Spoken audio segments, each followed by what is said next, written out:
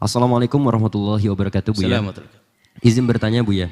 Saya sangat miris melihat berita saat ini, yaitu ratusan pelajar SMP dan SMA di satu daerah yang meminta dispensasi nikah karena sudah hamil duluan. Dikatakan banyak yang hamil duluan. Ada lagi berita anak TK yang diperkosa 3 bocah usia 8 tahun.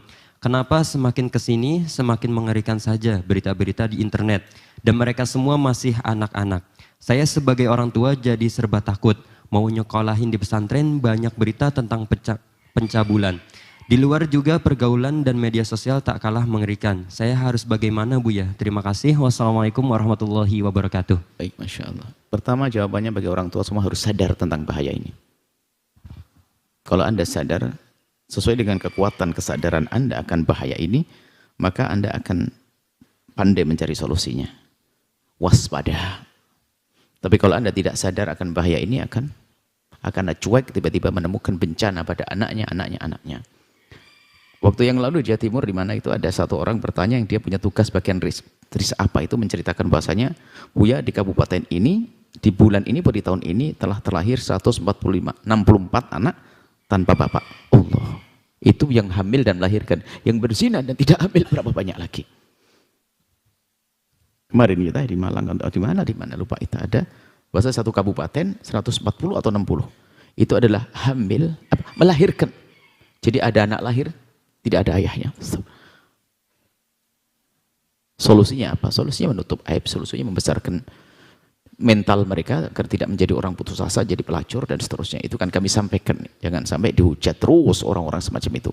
Ini anak-anak yang korban media, korban ini semuanya itu, korban pergaulan. Hendaknya ditolong dan dikasihi mereka itu. Baik, ada upaya-upaya menikahkan anak-anak. Satu sisi itu solusi pernikahan, tapi solusi itu bukan begitu. Itu adalah solusi yang darurat. Solusi dalam keadaan darurat itu nggak maksimal. Kami selalu menyeru nikah muda, itu maksudnya bukan nikah begitu. Nikah muda yang bermasalah dan nikah muda yang kecelakaan dulu itu bermasalah. Karena sebetulnya dia belum pengen menikah, akhirnya dipaksa untuk menikah. Makanya setengah hati. Tapi nikah muda itu yang diniati. Jadi sudah direncanakan, mungkin kedewasaan sang suami atau kedewasaan istri, suaminya belum, ini ada keseimbangan. Jadi digambar nikah dini ada sah. Tapi nikah dini yang direncanakan, yang dipermasalahkan, jadi jangan disamakan. Ada orang anti nikah dini, yang dibuat contoh adalah nikah dini yang bermasalah, berangkatnya bermasalah. Disamakan dengan nikah dini yang direncanakan. Nikah dini yang direncanakan itu sudah memang dididik anaknya untuk mengarah, sudah, karena zaman-zaman rusak diajak dewasa dia. Kalau sudah punya hajat nikah, dikuatkan imannya, kemudian tanggung jawab dan seterusnya, sambil sekolah dan seterusnya, bisa saja. Sebab hari ini zina sudah kayak biasa sudah. Bagaimana digambarkan tidak betul atau tidak betul, ada mungkin sekali, karena pernah suatu ketika ada anak datang, ada anak yang ingin kita benahi dan setelah itu hilang, kami menyesal tidak ketemu. Rupanya apa? Dia seorang anak 11 tahun, rupanya hampir setiap hari sudah menzinai adiknya umur 8 tahun. Bayangkan. Ini kan 11 tahun, Allah. Jadi hal ini di luar keadaan, di luar. Baik, saya gambarkan ini seremnya keadaan biar Anda waspada. Belum lagi, Masya Allah, seorang bapak dengan anaknya yang katanya anaknya Masya Allah solehah, ternyata yang rusak adalah bapaknya sendiri. Seorang anak berani ngintip ibundanya sampai akhirnya bagaimana syahwat dengan ibundanya. Seorang kakak dengan adiknya, ini kerusakan. Sebabnya yang harus Anda pahami apa? Media. Bebasnya pakai handphone, internet. Itu yang merusak. Sehingga anak umur 8 tahun bagaimana bisa mengerti dia. Anak 10 tahun bisa mencabuli satu anak yang dia semula tidak ngerti, cuma karena dia ngeliat gambar lah. Kemudian, Masya Allah. Inilah harus waspada. Nah, saya akan giring kemana ini loh. Kalau kemudian, mohon maaf, ada bingung saya di luar keadaan begini-begini. Masuk pondok, ternyata ada pondok, Ustadz mencabuli pondok. Mencabuli santri putri dan sebagainya. Anda juga jangan mau dibisiki syaitan, lalu Anda mengatakan, pondok juga begitu. Lah, enggak ada semua pondok. Nah, ini harus waspada. Ini kadang-kadang dengan hawa nafsu juga akan melihat sebagian orang sampai ngomong begitu. Percuma masuk pondok, akhirnya menjadi antipati dengan pondok. Padahal kejadian adalah ustadz di antara ribuan ustadz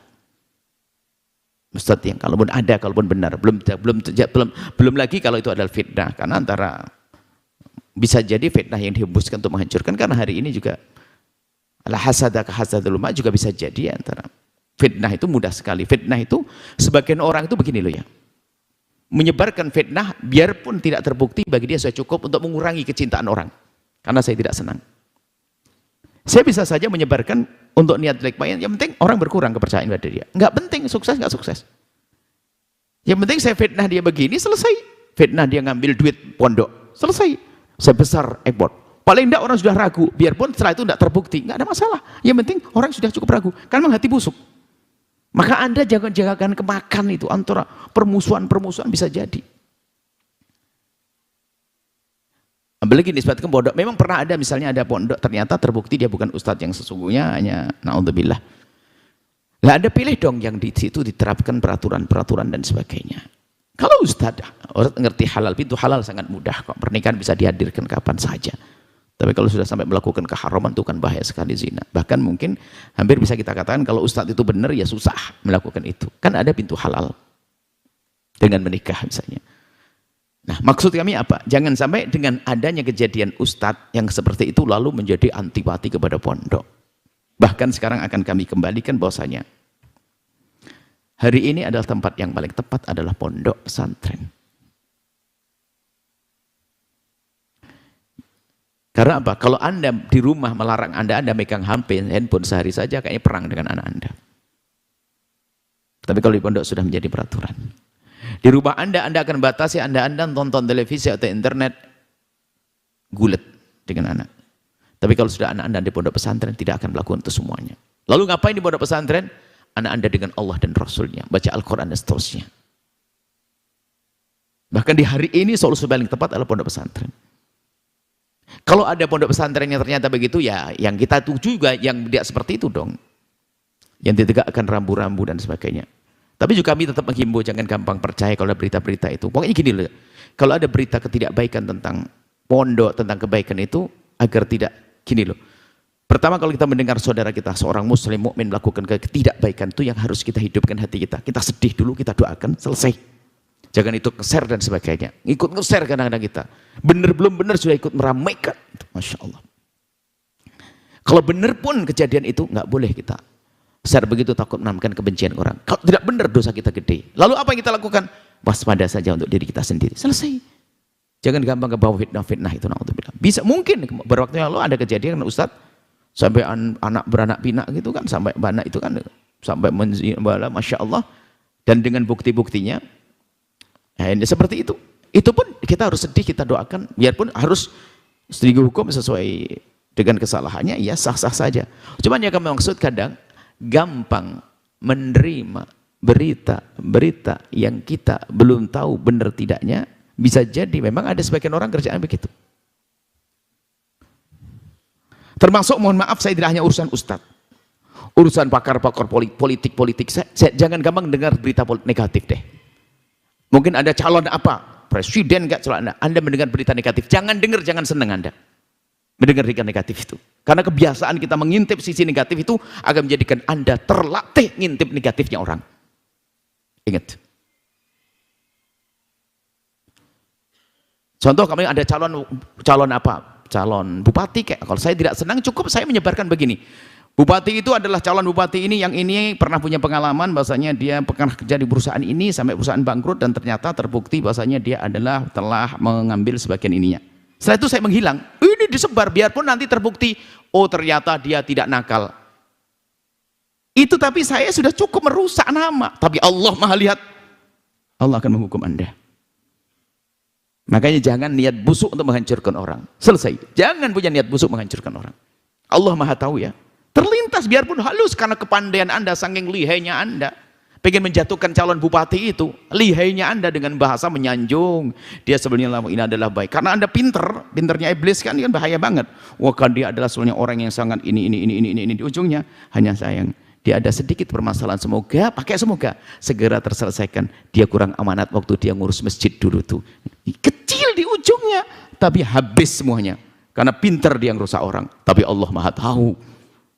Hati-hati, makanya fitnah-fitnah itu Masya Allah. Jangan gampang bawa fitnah. Kayak gitu macamnya, ada orang nggak senang dengan pondok gara-gara berita begitu. Makanya jangan gampang Anda meng-share hal-hal semacam itu. Ingat, jadi solusinya apa? Di luar mengerikan. Bukan berarti di luar tidak bisa selamat. Akan tapi ketahui di luar mengerikan. Maka kami ajak semuanya, yuk, paling tidak Anda saat ini sibuk ngurusi anaknya orang. Yuk buat pondok. Kita perbanyak pondok di mana-mana. Agar tempat-tempat belajar itu banyak. Yang kita tegakkan akhlak, termasuk menjaga laki perempuan. Budaya-budaya yang tidak baik lagi dengan pondok kita pangkas di situ. Ini adalah jawabannya. Kita tidak bisa jawab satu-satu. Kejadian dia akan terselesaikan kalau pendidikan dibenahi. Adapun masalah pernikahannya, kalau memang seperti itu, gini loh ya. Apakah, nah ini sebetulnya jawabannya di sini.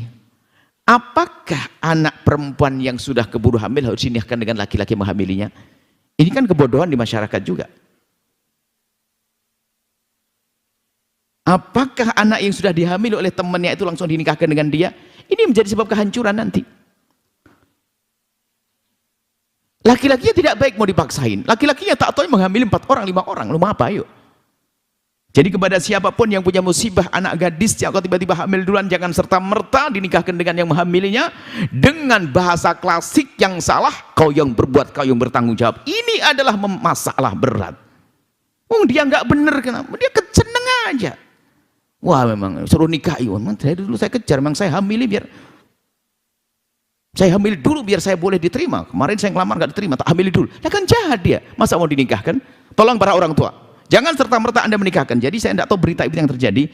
Kalau terpaksa harus Anda nikahkan sementara itu nggak layak, Anda menjerumuskan, bukan membangun dia. Kalau ternyata sudah hamil gimana? Kita besarkan hatinya, kita tutup, kita bawa kemana sampai dewasa, nanti di waktu yang menikah dinikahkan. Bukan harus dinikahkan dengan orang itu. Tolong ini. Karena bisa jadi dia itu memang laki-laki yang merusak. Tak taunya ada lain yang dirusak dan sebagainya. Atau laki-lakinya itu laki-laki baik. Perempuannya ada perempuan yang rusak. Ya kan begitu. Sehingga apa? Yang dijerumuskan laki-lakinya. Bisa jadi kebalikannya. Artinya tidak serta-merta harus dinikahkan jika ada laki perempuan yang sudah berhubungan lalu hamil. Tidak. Kita lihat dulu cocoknya seperti apa. Tetap seperti menikah. Bukan serta-merta dinikahkan. Sebab kalau serta-merta dinikahkan nanti lihat. Iya kalau menjadi baik, tak tahunya apa? Tetap saja melakukan kehinaan-kehinaan. Bahkan mungkin semakin terhinakan. Apalagi tidak ngerti agama malah dibongkar sana sini. Aku na'udzubillah. Jadi tugas pertama kalau menemukan yang demikian itu bagaimana membesarkan jiwanya agar tidak menjadi orang yang putus asa, khususnya perempuan, termasuk yang kita sebutkan tadi hamil, melahirkan, dibesarkan hatinya. Jangan sampai menjadi putus asa. Apalagi nanti siapa yang biaya anak ini dan sebagainya, kita melacur dia. Na'udzubillah. Tanggung jawab bersama. Sampai kami sampaikan 140 anak kalau tidak ada yang rawat, kasihkan saya biar saya rawat. Karena penting ini anak lebih yatim dari anak yatim. Kalau anak yatim bisa saja bapaknya meninggal dunia, ibunya baik, tapi ini lahir dari ibu yang berzina, harus ditolong lebih cepat. Hati-hati, jangan rendahkan anak-anak itu, tolong mereka. Jadi kita tutup aibnya. Bagaimana caranya? Tentu yang kalau kita sendiri kerepotan, tapi kita rame, kita punya gotong royong. Yang punya kekayaan, curahkan tuang kekayaan Anda untuk nutup mereka. Anda akan istimewa. Karena apa? Semakin zina itu menjadi biasa, semakin mudah dilakukan oleh manusia. Sebab salah satu dosa yang di saat ngaku pada baginda Nabi, Nabi seolah tidak tahu. Barangkali kamu hanya sentuhan. Barangkali Nabi menutup-nutup adalah perzinahan. Kenapa? Zina itu cepat nular. Dan kadang menjadikan orang putus asa. Seorang wanita kalau sudah ketahui dirinya adalah pernah berzina, lalu orang mandang picik, dia akan berkata, kau sudah mandang aku picik, ngapain saya tahan zina? Bahkan ingat, suamimu besok aku ajak zina. Bisa ngomong begitu, karena dendam di dalam hatinya. Makanya zina harus ditutup. Harus ditutup, apapun bentuknya. Dia pun punya masalah besar, kadang-kadang mungkin dia dinodai, didolimi, diperkosa dan sebagainya. Tetap jangan dibongkar. Kalau dibongkar adalah seolah-olah kita jadi pejuang, kita menghancurkan masa depan dia. Sepanjang hidupnya punya cerita bahasanya, dia diperkosa tahun ini lo ramenya. Mau apa? Ayo. Harus ini betul-betul harus kekompakan semua pihak ini dalam menyelesaikan masalah ini. Kekompakan semua, tapi dasarnya satu bahasanya, menolong dia karena Allah, ya. Maka jangan gampang melibatkan dunia media, sebab yang namanya zina itu harus ditutup. Mungkin berkata, oh dia jahat banget, dia pegang, diurusi, tapi tidak harus dirame-ramekan. Kami juga kepada polisian dan sebagainya harus mengerti dalam hal-hal ini ya. Jangan dikit-dikit expose. Sebab sekarang ada syaitan namanya syaitan viral yang berkeliaran di otaknya siapapun. Ini kan bahaya, pengen viral, ngambil berita biar rame, berita rame, naudzubillah. Semoga Allah menjaga semuanya, mengampuni semuanya. Dan yang kepleset Allah beri kesadaran sehingga tidak akan lagi melakukan kehinaan dan ditolong oleh Allah. Allah alam bisawab. Setelah Anda menyaksikan video ini, jangan lupa berselawat kepada baginda Nabi Muhammad sallallahu alaihi wa alihi wa sahbihi wasallam.